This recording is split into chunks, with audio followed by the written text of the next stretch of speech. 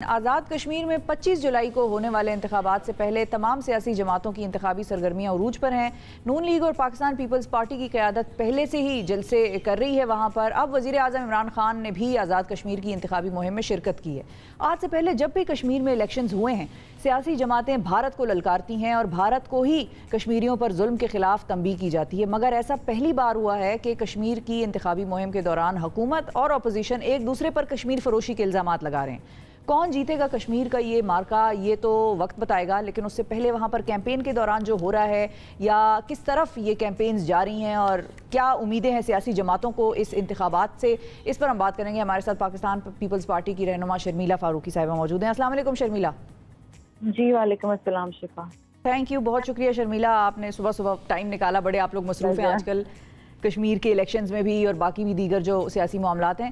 یہ بتائیں شرمیلا کہ اس دفعہ جو منفرد چیز ہے دیکھنے میں وہ یہ ہے کہ بلاول صاحب کی بجائے آصفہ بھٹو زرداری جو ہیں وہ لیڈ کر رہی ہیں کشمیر میں election campaign. How do you see it? شفا دیکھیے، chairman Bilawal Bhutto Zardari of course as chairman of the party وہ تو ڈیفینیٹلی ایکٹیو رہتی ہیں اور ان کی ذمہ داریوں میں بھی یہ شامل ہے، لیکن آصفہ بھٹو بھی وقتاً فوقتاً کیونکہ وہ پالیٹکس میں ایکٹیو ہیں وہ بھی سامنے آتی ہیں اور الیکشنز جو اس وقت کشمیر کے اندر ہو رہے ہیں اس حوالے سے وہ اپنا بھی ایک اہم کردار ادا کر رہی ہیں۔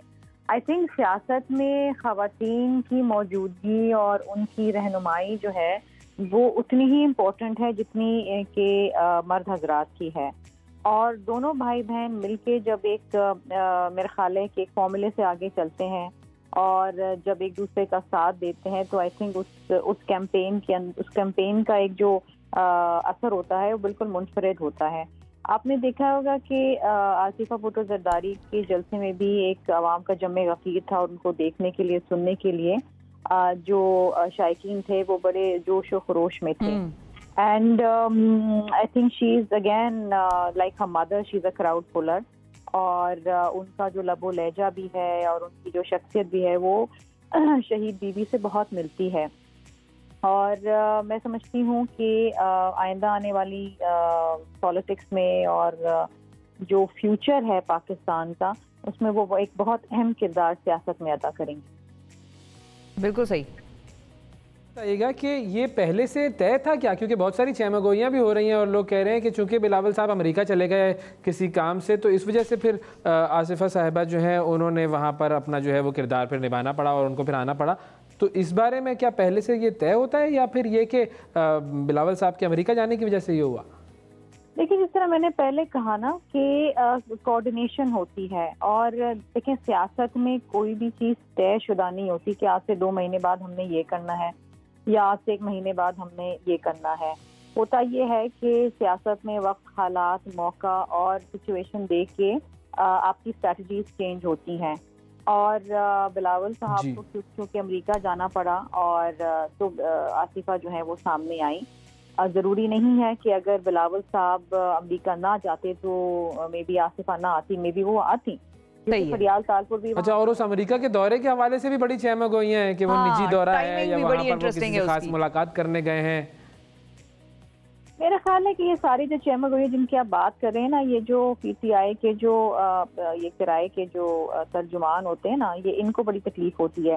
پہلے وہ کہتے رہے کہ جی وہ آفیشیل ٹرپ پہ گئے ہیں، ان کی بڑی بڑی ملاقاتیں ہوں گی، پھر جب بلاول صاحب کو انہوں نے دیکھا کہ وہ وہاں پر عوام سے مل رہے ہیں، اپنے پارٹی کارکنان سے مل رہے ہیں، تو کہنے لگے تو کوئی آفیشیل وزٹ نہیں ہے، فلاں نہیں ہے۔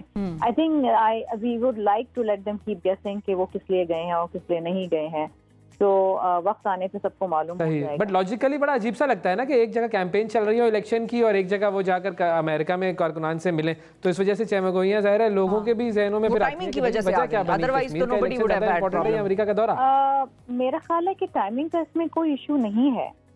جس طرح میں نے بتایا نا کہ دونوں بھائی بہن سیاست کے اندر موجود ہیں، بلاول صاحب نہیں ہے تو آصفہ ہے، آصفہ نہیں ہوں گی تو بلاول ہوں گے۔ بات یہ ہے کہ یہ کہنا، اگر میں یہ کہوں کہ جی آزاد جموں اور کشمیر کے الیکشن کے اندر پی ایم ایل این کے اندر مریم نظر آ رہی ہیں، شہباز شریف نہیں نظر آ رہے یا حمزہ شہباز نہیں نظر آ رہے، تو میرا خیال ہے کہ یہ امپورٹنٹ پوائنٹ ہے، ہاں انٹرسٹنگ پوائنٹ آپ نے ریز کیا ہے۔ لیکن وہ ہیں کہاں ویسے؟ آپ لوگوں کی کیا اسٹریٹجی ہے؟ کہ جو دونوں پارٹیاں ایک دوسرے کے حوالے سے بڑے الزامات بھی لگا رہی ہیں. وہ بلاول صاحب کا بڑا مشہور بیان بھی ہو گیا وہ کہ جی ہم جو ہے وہ شادی پہ بلانے والوں کے ساتھ نہیں ہیں. ہاں دیکھیے پی ایم ایل این کی سیاست بالکل مختلف ہے پیپلز پارٹی کی. پیپلز پارٹی اصولوں کی سیاست کرتی ہے. نہ ہم این آر اوز کرتے ہیں, نہ ملک چھوڑ کے جاتے ہیں, نہ ہم اپنی انا کو سامنے لے کر آتے ہیں. جو ملک کی سیاست ہے, ملک میں جو جمہوریت ہے, ملک کے لیے جو قربانیاں, اس میں پیپلز پارٹی ان کے قائدین جو ہیں وہ صف اول کے میں رہے ہیں اور ہمیشہ رہیں گے.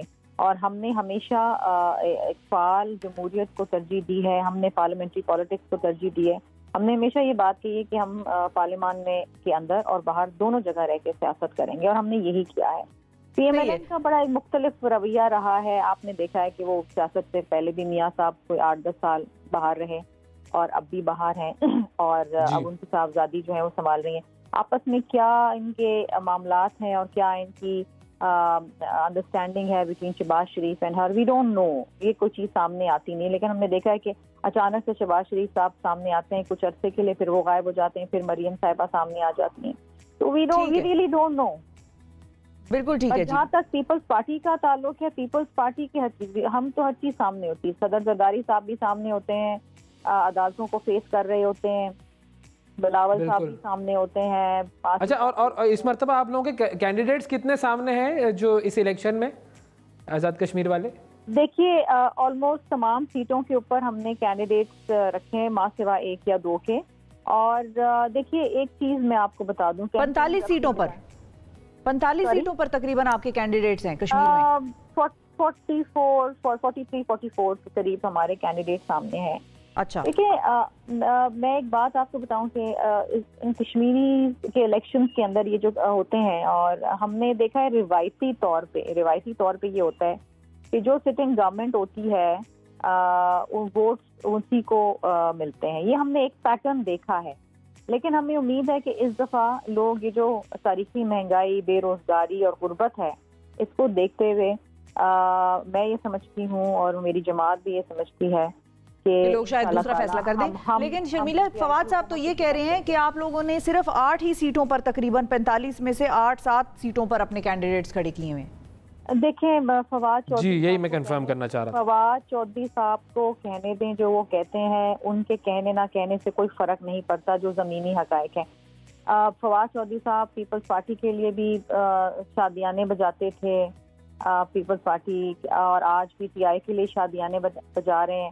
اگلے الیکشنز کے اندر پتہ نہیں وہ کس کے ساتھ ہوں گے. سو لیٹس ناٹ ان کی, دیکھیں جو لوگ اتنی فریکوینٹلی پارٹیز بدلتے ہیں نا اپنے مفاد اور اپنی پرسنل گروتھ کے لیے, ان کی باتوں میں اتنا وزن انفارچونیٹلی نہیں رہتا. اچھے برے وقت میں آپ کو لائلٹی دکھانی پڑتی ہے ایک جماعت کے ساتھ, اور انفارچونیٹلی میرے بھائی ہیں فواد چودھری صاحب, لیکن میں پرسنلی بڑی امپریس نہیں ہوں ان کی جو ایک لائلٹی رہی ہے پولیٹیکل پارٹیز کے لیے. یا تو آپ پاکستان کے لیے کام کریں اور پاکستان کے مفاد کے لیے کام کریں, اس میں پھر آپ اپنا مفاد نہ دیکھیں. ٹھیک ہے.